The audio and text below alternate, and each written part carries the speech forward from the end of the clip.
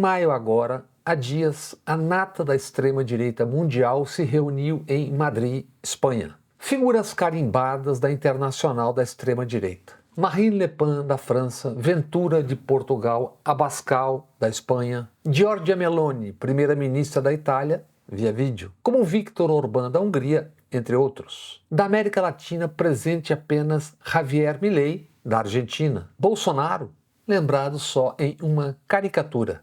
Num protesto antifascista, um cartoon. Bolsonaro nu, bunda de fora.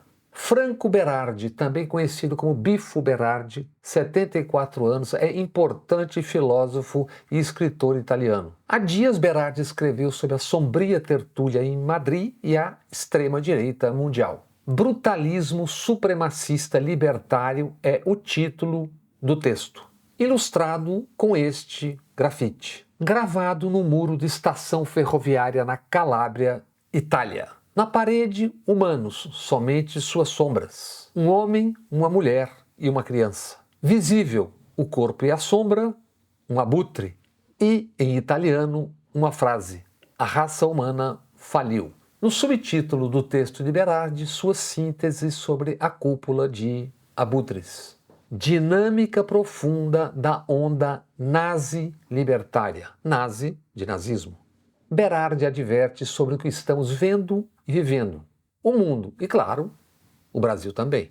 Um processo que escapa, que não cabe nas definições que seguimos usando na política moderna: democracia, liberalismo, socialismo, fascismo e assim por diante. Diz Franco Berardi, essas definições políticas já não captam a essência de um processo que não é novo no plano enunciativo, programático, mas radicalmente novo no plano antropológico e psicocognitivo. Ou seja, como andam ou tropeçam, o comportamento, a capacidade de entender e pensar dos humanos. Prossegue Berardi. Declarações dos líderes direitistas do mundo não explicam a força disruptiva de um movimento que ninguém parece capaz de deter. Neste ponto, Berardi abre um parênteses e aponta exceções, dizendo, aspas, com apenas algumas exceções: Colômbia, Brasil e a Espanha socialista, fecha aspas. Exceções que ele trata como bastiões da resistência humana. E aí cabem parênteses meus. Certamente Berardi não inclui nesses bastiões Arthur Lira, presidente da Câmara, e variados espécimes do Centrão, vários deles e delas remetendo ao homem e à mulher do período Cro-Magnon. Menos ainda, Berardi deve saber do SS Derrite, que mesmo tendo confessado assassinatos, comanda a segurança pública, as polícias de Tarcísio de Freitas. O governador do estado mais poderoso do Brasil, o chefe do SS Derrite. Mas voltando ao filósofo Franco Berardi, ele diz que a dinâmica tradicional da democracia parlamentar e da luta social pós-Segunda Guerra Mundial parece ter sido superada. E que em questões fundamentais, rearmamento, guerra e mudanças climáticas, não há mais distinção entre governo de extrema-direita e governo de centro. O que mais interessa ao pensador italiano são as dinâmicas antropológicas que transformaram profundamente as sociedades do Ocidente e grande parte do planeta depois de terem varrido a classe trabalhadora organizada e desativado instituições internacionais da era liberal democrática, a começar pela ONU. Franco Berardi vê surgindo algo de alcance gigantesco, algo que não pode ser reduzido ao fascismo histórico. Acrescenta Berardi: fascismo e nacionalismo continuam como principais referências da linguagem e da mentalidade da classe política que surfa na onda reacionária. Diz Berardi, são pessoas de baixíssimo calibre intelectual, incapazes de encontrar os conceitos e as palavras para descrever a transformação antropológica por trás do seu triunfo. Sua potência política, dessa gente, é muito maior do que sua consciência. Ante essa descrição, inescapável vislumbrar Abílios, Nicolinhas, Zambellis, Damares, Kisses, notórios militares e aquela caquerada dos centrões com seus celulares nas redes sociais. Há 2 semanas nós vimos no Congresso vários e várias expostos em toda a sua mediocridade e ignorância por Fernando Haddad. Desmoralizados. Traduzindo Berardi, os seres dos esgotos a céu aberto não sabem nem mesmo como gestaram e se tornaram esgotos a céu aberto. Franco Berardi apresenta uma hipótese, a de que estamos diante de uma inversão do juízo ético. Diz ele, norte-americanos votam em Donald Trump justamente porque ele é estuprador e mentiroso. Israelenses apoiam Netanyahu justamente porque ele pratica genocídio, compensando uma necessidade profunda e inominável, a de compensar os descendentes das vítimas de um genocídio passado. E, pensa Berardi, jovens argentinos seguem Milei porque acreditam. Finalmente, os melhores serão capazes de se sobressair e os demais passarão fome como merecem. Diante de tal hipótese, como não pensar no Brasil e sua extrema-direita? Nos pobres de direita, também nos ricos, indiferentes diante dos pobres, da fome, da miséria. Para Berardi, essas crenças não serão facilmente desmanteladas, porque amanhã os que forem miseráveis solitários empobrecidos culparão por suas derrotas os imigrantes, ou aos comunistas, ou a Satanás, dependendo da sua psicose preferida. Nesse ponto, digo eu, vislumbrem os malas das porções picaretas do neoevangelismo. Votaram a favor de não tornar crime as fake news, as mentiras. Isso enquanto se dizem fiéis ao que diz a Bíblia. Doutor em Ciência Política e Teologia, pastor na Igreja Batista no Rio de Janeiro, Valdemar Figueiredo pesquisou rádios FMs nas capitais brasileiras e informa: de 407 emissoras, 101 são evangélicas, quase 25% das rádios. Extensa ligação com o Partido Republicano e a Igreja Universal do Reino de Deus, entre outros e outras. E assim lá se vai a separação entre Estado e religião.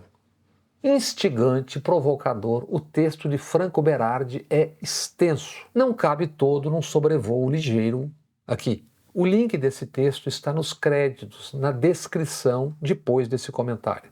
Berardi alerta sobre a devastação de um mundo onde a tecnologia governa o modo de vida. Acrescento, a tecnologia e seus polvos, as mega empresas sem regulamentação alguma.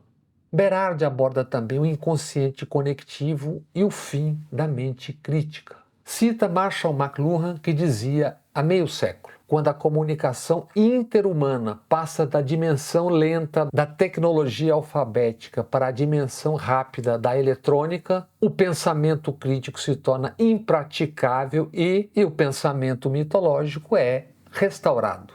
A mutação atual está se tornando mais avassaladora do que as previsões do próprio McLuhan, constata Berardi, que cita o CEO da Netflix, Reed Hastings. Reed, por sua vez, escancara: o principal concorrente das mega empresas de informação, as Big Techs, é o sono. Humanos dormiam em média 8 horas e meia há um século. Hoje dormem em média 6 horas e meia. A mente pós-alfabética é cada vez menos capaz de decifrar o que são informações verdadeiras e falsas e cada vez menos capaz de construir um caminho individual para processar informações e experiências vividas. Vejamos, ouçamos um inspirador, o boneco de ventríloco dos militares. Falando a verdade, tu não vai chegar a lugar nenhum, você tem que mentir, cara. Falar que vai criar 10 milhões de empregos, 50 milhões de casas populares, vou triplicar o salário mínimo. Se não falar isso aí, tu não vai chegar. E a regra é mentir. Quem mente mais, com alguma inteligência, chega. Eu não estou falando de uma mentira aqui, é verdade. Bolsonaro, quando presidente, vetou tornar crime o uso de mentiras contra o Estado de Direito democrático. Bolsonaro foi contra considerar crime o uso de fake news, de mentiras nas eleições. Agora, com 317 votos e 4 abstenções a favor, o Congresso manteve o veto de Bolsonaro. Ou seja, numa eleição todos podem mentir o que for, à vontade. Os seres dos esgotos votaram a favor da mentira, das fake news, em massa, em larga escala. Em especial os bandos do chamado Centrão, que reúne as bancadas do boi, da bala e os que dizem ser da Bíblia, mas votaram contra o 8º mandamento: não levantar falso testemunho. Leia-se mentir. Nada mais natural os votos dos que representam o Brasil da mentira.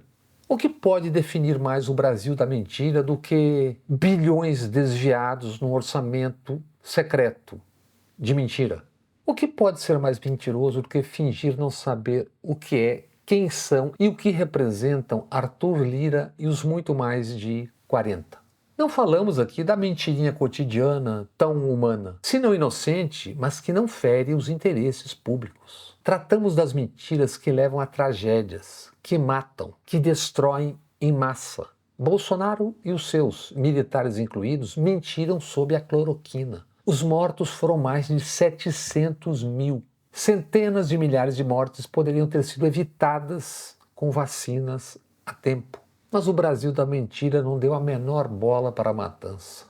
Os outros Brasis, amortecidos, paralisados pela voragem pós-fascista, engoliram seus mortos e suas dores. Agora, catástrofe sem precedentes com o dilúvio no Rio Grande do Sul. E o Brasil da mentira a tentar ocultar motivos, razões e responsáveis, que podem ser encontrados em discursos e nas práticas, nos atos. Negaram e seguem negando o aquecimento global, a crise climática no mundo. Grande parte das bancadas políticas do Rio Grande do Sul são responsáveis. Há décadas atropelam o meio ambiente, como de resto Brasil afora, na caça ao dinheiro. Como não mente um governador como Eduardo Leite ao negar sua responsabilidade e seus atos na catástrofe no Rio Grande do Sul? Como se vetou ou alterou 480 itens num código ambiental que havia sido debatido por 9 anos? Como se 3 semanas antes do dilúvio sancionou lei que permite a construção também de barragens em áreas de proteção permanente, com apoio das suas bancadas e da Federação da Agricultura do Rio Grande do Sul e, claro, da mídia hegemônica local. Por que barragens? Por conta de anos de seca em partes do estado. Estado que já tem longevo processo de arenização, ou seja, areais em 10 municípios do sudoeste. Pesquisadores têm sido enfáticos ao afirmar: práticas intensivas da pecuária e agricultura podem intensificar essa arenização. Em outras porções do estado, incluindo Porto Alegre, enchentes. 7 enchentes somente no ano passado. Nesta segunda-feira, as águas do Guaíba voltaram a subir e alagar pontos da cidade. Sobre mentiras e mentirosos, o que dizer do prefeito de Porto Alegre? Enchentes depois, a última delas em setembro passado, Sebastião Melo investiu 0 nos mecanismos de prevenção na cidade de Porto Alegre. Nisso tudo, ou no Brasil, um campeão no uso de veneno agrotóxico proibido, qual a responsabilidade das mídias de massa? E não só no Rio Grande do Sul. Responsabilidade também por editoriais grotescos em busca de atender seus interesses. E ao forjar equivalências inexistentes sem pudor algum, mesmo diante de catástrofes, se negando a responsabilizar os responsáveis, fingindo equilíbrio, uma isenção que jamais tiveram ou terão. Ao contrário, cedendo espaços para culpados repetirem não ser a hora de buscar culpados. Não só no Rio Grande do Sul, em Porto Alegre, cidade em que mesmo antes do dilúvio havia espanto diante da voragem imobiliária engolindo espaços e história. Lá ouvi chamarem de melniquização a fome de dinheiro a qualquer custo. O mesmo vale Brasil adentro. Em Salvador, sob gestão de Bruno Reis, sob inspiração do ex-ACM Neto, cimento, Concreto, áreas verdes sendo derrubadas, torres e paliteiros sendo erguidos. Nem mesmo a catástrofe no Rio Grande do Sul ensinou. Seguem querendo construir prédios que fazem sombra nas praias. Alguns já foram construídos. Vendendo 44 áreas públicas que, quando não são arrematadas num primeiro leilão, valerão 30% menos no próximo leilão, e daí por diante segue a cada nova rodada em favor das privadas. No Brasil da mentira, fingirão não saber para que e para quem servem tais aberrações. Por um lado, servem para aumentar a fortuna de uns poucos já miliardários. De outro lado, servem para erguer novas fortunas para também poucos, que nas praias sombreadas são chamados de os menudos. Perguntem-se, num país que projeta investir 3 trilhões e 700 bilhões de reais para se reindustrializar já como potência de hidrogênio verde, o que tem a dizer os governos federal, estaduais e municipais? Ministérios e secretarias do meio ambiente, cidades e cultura têm específicas responsabilidades com as cidades nas cidades ou não têm? A aberração mais recente, a do pretender retirar do domínio da União os terrenos de marinha, ou seja, entregar também as praias para a voragem das privadas, é sinal alarmante do mundo em disrupção. Este descrito pelo pensador italiano Franco Berardi. Os que não conseguem perceber o resultado de uma medida como essa, exatamente quando o Rio Grande do Sul, em larga escala, segue destruído pelo negacionismo climático, cabem perfeitamente no que, para usar uma linguagem suave, Franco Berardi define como encolhimento da cognição e da capacidade crítica. Mas ainda quando o piloto de tal projeto aberração é Flávio Bolsonaro, a quem uma investigação do Ministério Público do Rio de Janeiro via numa correia de transmissão, que nascia nas rachadinhas de gabinete e chegava a uma construtora ilegal na zona oeste do Rio de Janeiro, dominada por milicianos. Dentre eles, o faz-tudo Fabrício Queiroz e o assassino e chefe de uma organização de pistoleiros, capitão Adriano da Nóbrega, homenageado pelo então deputado Bolsonaro pai na tribuna da Câmara e condecorado pelo Bolsonaro filho Flávio dentro da prisão. Não aconselho ninguém a ir à praia, lá no meu querido Rio de Janeiro, no sábado ou domingo de muito sol, porque não tem lugar mais para se deitar. Ou se fica em pé, ou se fica dentro d'água, ou se fica no calçadão. É gente demais. Nós temos que colocar um ponto final nisso se quisermos produzir felicidade em nosso país. O mesmo Flávio, agora candidato a senhor das praias e do mar, sem o Ney. Ao menos é o que diz ele, o Ney, na treta com a Luana. Diz ele que nessa bola das praias ele não vai, não está. A ver, esse jogo, o das bolas, é uma caixinha de Pandora.